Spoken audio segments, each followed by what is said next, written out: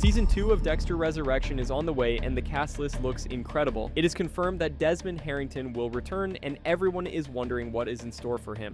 Most people are already mourning poor Joey Quinn, predicting that he will make it his mission to avenge Angel and pin down Dexter once and for all, and we all know how that goes. But what if it's not as obvious this go round? What if Quinn actually pulls it off? Today, we are looking at what it would mean for Dexter and the rest of the series if Quinn successfully got the dirt on him, and it could be one of the wildest rides since Dokes died in the Everglades. Of course, we all want to see Quinn again, but it was better when he and Dexter were on the same side, definitely safer anyway. But there is nothing safe about what he is likely going to do next. If Dexter catches wind of the fact that Quinn is stalking around New York City looking into him before they slap on the cuffs, Quinn isn't making it to season 3. A desperate Dexter is a dangerous Dexter. Remember when Angela had Dexter on his knees with his hands behind his head? Dexter looked to the knife block, calculating how he could use them to get away. And he liked Angela. Quinn is far more dispensable to him. That is why Quinn has to play this investigation much smarter than any of the people who tried before him. But it's not the only reason, it also just makes sense from a narrative standpoint. Thinking about who Quinn is and how he operates, it's hard to imagine him acting recklessly or underestimating Dexter. It's long been speculated that he already knows what Dexter is capable of, so it would be ridiculous for him to ride in overly confident and just wing this whole thing. That would be such a stark departure from his character that no one would believe it. And we just watched the cat and mouse game play out between Angel and Dexter in season 1 of Resurrection. No one wants to tune into a second season with the exact same plot and the exact same stakes. On top of that, it would be too jarring for the show to just kill off 2 legacy characters back to back with no room for fans to even catch their breath. It would be an entirely overused and needlessly upsetting arc that no one wants to see so soon after Batista's death. Fans are already saying that something like that would be repetitive, predictable, and frankly boring. And I have to agree. Something has to go differently this time. And one of the most shocking things that could possibly happen is Quinn coming out on top and Dexter being forced to accept his fate or go on the run. Before we look at how that may go down, let's take a look at why it's more likely than ever that Quinn would be the one to finally get Dexter. Quinn's patience with Dexter ran thin years ago. After the whole Liddy fiasco, Dexter was able to win Quinn over by fudging the blood evidence Lagerta spotted on his shoe, keeping him safe from any further investigation. And let's be honest, even if it was proven that Quinn had nothing to do with Liddy's death directly, if the top brass found out that he had been conspiring with a disgraced ex-cop who wound up dead because of an unauthorized investigation into one of their own, his career would be over. That is exactly what was about to happen to Lagerta before she was killed. The embarrassing perp walk she forced Dexter to endure was about to cost her job, and other than Deb, it seemed like Quinn's job was the only thing that he ever really cared about. So Dexter kind of saved Quinn doubly when he got him out of that mess. Of course, they were still never best pals, no late night bowling games together, but there was mutual respect and understanding after that. Make no mistake, what happened with Liddy didn't make Quinn any less suspicious of Dexter. Quite the opposite. It did make things crystal clear for him. Dexter wasn't the one to play with, and he wasn't above manipulating forensic results to get what he wanted. The whole thing just proved to him that going after Dexter would be a fool's errand, and Quinn put a lot of work into that investigation. He went so far as to hunt down the Trinity killer's son while he was being protected by federal agents just to see if he would identify Dexter from a police sketch. Pretty risky behavior for someone who was anything less than positive that Dexter was a killer. The point is that Quinn definitely knows, but he also knows there is nothing he could do without ending up like Liddy. And back then, he had Deb to consider. Deb was furious when she found out that Quinn was trying to get Dexter tied up with such serious and seemingly ridiculous charges. Quinn didn't want to hurt her, but he knew Dexter was up to something illegal, and he couldn't help but try to get to the bottom of it. Between his love for Deborah and his disinterest in getting stabbed to death, Quinn had all the incentive he needed to drop his investigation into Dexter by the end of the 5th season. But things have changed quite a bit since then.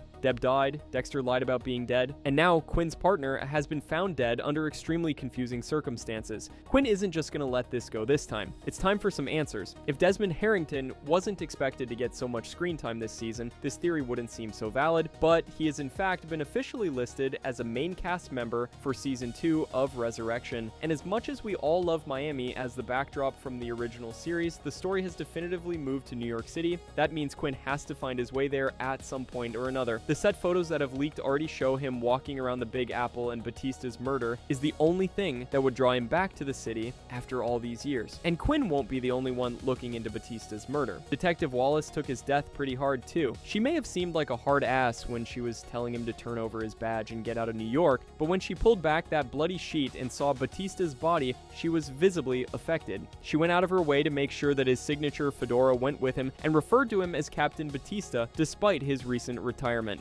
At the end of the day, he was a fellow officer and a dedicated one at that, something Claudette can definitely relate to.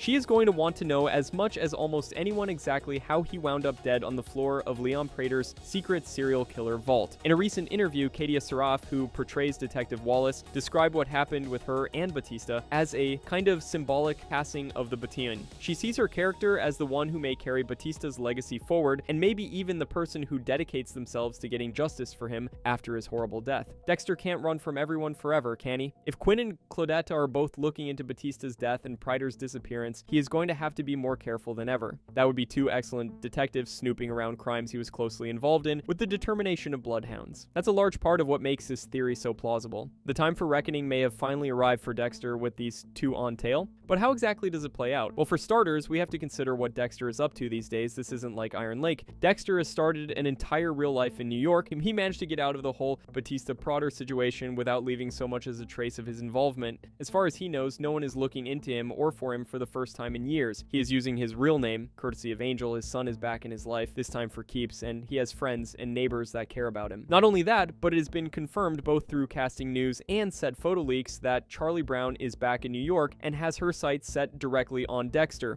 And beyond that, Dexter still has tons of things to focus on. He has a job, his son is graduating from the police academy, he still has to find Al and feed his dark passenger without getting caught. Suffice to say that he has his hands full right now. Season 1 was set in 2022, but Season 2 is set in 2026, so Dexter is likely all but forgotten about the whole Prater debacle. He's walking around thinking he got off scot-free. He may have been a little paranoid in the immediate aftermath of it all, but after 4 years without so much as a question from police about any of it, he has to feel pretty confident that it has blown over. That false sense of security and busy schedule combined to create the perfect conditions for Quinn to slip in and start investigating Dexter before he even realizes what's happening. And unlike Batista, Quinn has not retired as far as we know. He may not have any jurisdiction in New York, but as an official police officer, he will have more pull with the authorities for longer, and they are probably going to be sure to verify his employment status before entertaining any meddling this time around. And Dexter really stepped in this time because this case doesn't only interest the team over at Miami Metro. New York authorities are also invested in figuring everything out, and he is connected to the death of two prominent people, Prater, an influential billionaire, and Angel, a retired member of law enforcement. Cops tend to take those sorts of cases very seriously. In other words, this isn't going away. Dexter should know that. He used to know better than to go after high-profile people. He was reluctant and very measured in how he went after Jordan Chase.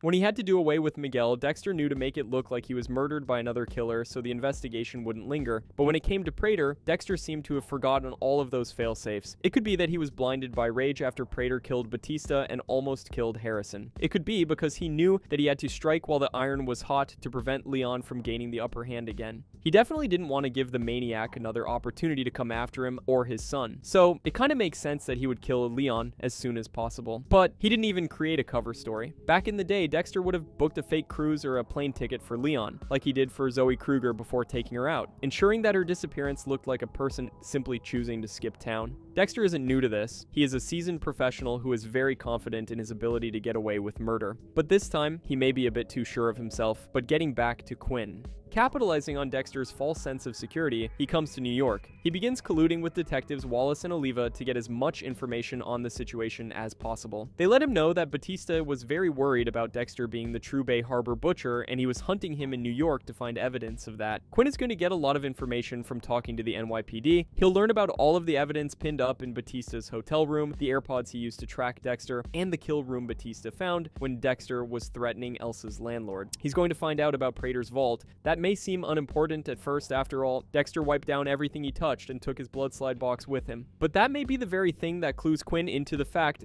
that he was in the vault that day. When something has been sitting in the same spot for a while and then is moved, there is typically some indication that the spot was once occupied. There could be different coloration in the surface of the podium where the box was. If any dust settled there, it would be absent in only the place the box was originally sitting, indicating that something was there and then moved. Why would the only trophy missing in the entire vault be from the butcher if no one related to the butcher was in the vault around that time. Seems like something more than a mere coincidence. Quinn is going to see the pattern as well. Someone from Miami Metro is looking into Dexter as the Bay Harbor butcher, and then they are suddenly found dead in the craziest way imaginable, while Dexter is just walking around like nothing ever happened. Quinn is a lot of things, but stupid was never one of them. Angel's death and those missing blood slides are going to be the things that confirm for him that Dexter is the Bay Harbor butcher, and he was responsible for the deaths of Dokes, Maria, Deborah, and now Angel. Proving it will be an uphill battle, but with each passing year, it gets easier and easier to connect Dexter to his secret identity as the butcher. If Quinn can show Claudette even a fraction of the available evidence, circumstantial as it may be, it won't be long before she is all in on helping figure everything out, especially considering her feelings about honoring and preserving Batista's legacy. After seeing so many highly qualified detectives go after Dexter and fail, Quinn has the benefit of hindsight. He knows exactly what he is walking into and how this kind of investigation has to be handled. And Quinn has always been credited for being street smart. That hasn't changed. He isn't going to jump the gun. He is going to play it smart. Catching Dexter in the act would be the best way to prove that he is the butcher, but it's also the best way to end up dead. Quinn is going to have to do this by the book, and he is going to have to make sure that Dexter doesn't figure out that he is onto him. With NYPD on his side, that will be easier than before. When he looked into Dexter in Miami, Maria was there playing defense, forcing him to go rogue and partner with Liddy. But now the pressure on New York authorities to solve the Leon Prater case will compel them to aggressively pursue warrants to do things like tapping Dexter's phone, tracking his movements, surveilling him, etc. Batista caught a picture of Dexter and Leon together the day before he went missing. CCTV in the area must have caught Leon walking into the restaurant, standing outside of the restaurant with Dexter, and Dexter quickly leaving the restaurant with his son rather frantically after Leon left. That evidence, paired with the mountains of evidence Angel left in his hotel room, could be enough for a judge to sign off on warrants like that. And keep in mind that Quinn is from New York. He worked there as a narcotics cop for years, and he wasn't exactly a clean cop. He likely has an in with a number of officials around the city, and some of them are bound to be a bit dirty as well. All he really needs to get the ball rolling is one judge who is willing to do a favor for an old friend and sign a warrant other judges may have turned down. He could even find Jonah again and finally get him to confirm that the man he knew as Kyle Butler, the one who was seen hanging out with the Trinity killer, was in fact Dexter Morgan. Even if Jonah is in prison now, which he very well may be, he's certifiably nuts and already killed his own mother, Quinn could get to him. What does Jonah have to lose now if he identifies Dexter? How could anyone stop Quinn from asking him? That's the kind of smart thinking and hard evidence that will get Quinn's investigation into Dexter further than anyone else's, this time without risking his own life or career. With every move Quinn makes in this game, the gap is narrowing. He isn't going to get caught up like his fallen colleagues. And where exactly did they screw up? The fatal flaw of just about everyone who tried to catch Dexter is exactly the same. Every single one of them has tried to do it alone or come at him with limited resources. Dokes was on suspension from the force when he cornered Dexter in the Everglades. With no backup or witnesses, he found himself locked in a cage and eventually blown to pieces. He may have thought that his gun and handcuffs would be enough to stop Dexter, but he was sorely mistaken. Even with his hands in cuffs and a gunshot wound, Dexter managed to get the better of Dokes. Then there was Quinn's previous attempt with Liddy. Quinn was almost fired, and Liddy ended up dead. Why? Quinn had no official backup, and Liddy tried to take Dexter on alone. He was found stabbed to death in a pool of his own blood hours later, a fate Quinn narrowly avoided for himself. And when she tried it, Maria didn't have any support from anyone at Miami Metro either. Her only help came from Matthews, a man who was forced to resign and had no real power in the department, and even he told her to back off. Pretty soon, she was found dead with a gunshot wound to the chest in a random shipping container. The police department of Iron Lake probably had the closest attempt at success because Chief Angela Bishop did things by the book and took him in legally. But there was only one officer on duty to watch Dexter when he was locked up, and that simply isn't enough to keep Dexter Morgan down. Again, very limited resources led to their downfall. The man left to watch the Bay Harbor butcher was found on the concrete floor of the jail with his neck snapped. And Batista went it alone too. No badge, no backup, nothing, and we all remember how that ended. Then Leon tried it, holding Dexter and his son at gunpoint without Charlie or any other security or assistance. Now he's swimming with the fishes, and that's exactly what happened to pretty much every other big bad. They weren't big enough or bad enough to take Dexter on by themselves, a lesson they all learned too late. Quinn knows what happens when you try to get Dexter without help, but he isn't working outside of the law. He isn't coming at this with a team of 3 small-town cops. He isn't doing this with no resources or support. According to this theory, Quinn uses everything at his disposal to pull this off. His street smarts, the element of surprise, his position as a lieutenant of homicide in Miami, his old connections in New York, how more, and the power of the current detectives with the NYPD. The reason that Quinn succeeds in this scenario, or at least survives, is because he is far from alone and he isn't dumb enough to try to corner Dexter without multiple safety measures in place. Now, what does it look like to pin Dexter down? Well, we know that Dexter isn't going to die. That only leaves two other options. If Quinn plays his cards right, Dexter will either be in a jail cell or on the run before season 3 starts. Even if Dexter catches wind of the investigation into him, if he figures out he's being followed or looked into at all, he could get the jump on the cops and make arrangements before everything caves in on him. Harrison is now embedded in law enforcement and even dating the daughter of the captain of homicide. He could catch wind of the investigation and tip his dad off before it's too late.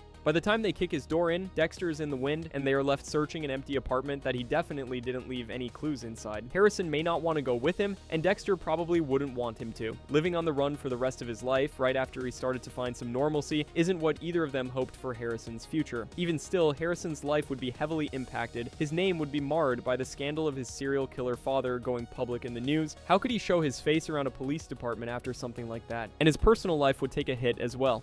He was just getting used to having Dexter in his life, only for the dark passenger to take him away again. The trauma of it all would be enough to make anyone lose it. Who knows how or if Harrison would recover from everything this time. He is resilient, but everyone has a breaking point. Dexter would have to live with the fact that he ruined his son's life yet again. Even if he managed to get away, get out of the country, and change his identity again, the self-loathing would be enough to drown out the high of getting away again. And where would Dexter go? He'd have to flee the country, of course. Maybe he'd finally make his way to Argentina. The smarter choice may be to go to a country that does not extradite to the United States. He'd have to change his name, appearance, and lay lower than he ever has before. No dancing at the local tavern and dating a police chief this time. Even if he manages to evade police, his entire life will have fallen apart. Killing will be harder. The desire to keep going will be hard to hold on to. This has been decades in the making, something that caused Harry, Dokes, Rita, Maria, Deb, Angel, and many more to lose their lives. Quinn will have successfully forced Dexter to open his eyes and look at what he's done. Dexter will finally have some real consequences that he will feel every single day for the rest of his life, and there is still the chance that Dexter doesn't get the jump on them, that he is unprepared and caught off guard when police surround him and order him to the ground with guns drawn. He is taken into custody, and unlike Iron Lake, there is no lack of security to keep him there this time. What does an incarcerated Dexter look like? He's likely to end up on death row, but maybe before his scheduled execution, he could be of use to the state, helping them catch killers using the knowledge and insight that only he has. Even if he doesn't get the satisfaction of killing them himself, Dexter might take pride in taking killers down from behind bars. One thing is for sure, any homicide department that does decide to use his expertise will see their solve rate skyrocket, and to Dexter's benefit, it may buy him a bit more time before he's the one strapped to a table and jabbed with a needle. This theory has to be one of the wildest ones yet, but it's also perfectly reasonable. If Dexter has to lose, it would sting less if it came at the hands of Joseph Quinn. There is no doubt that Quinn being the one to get justice for not only Angel, but Deb too, would be poetic, long overdue, and very well earned.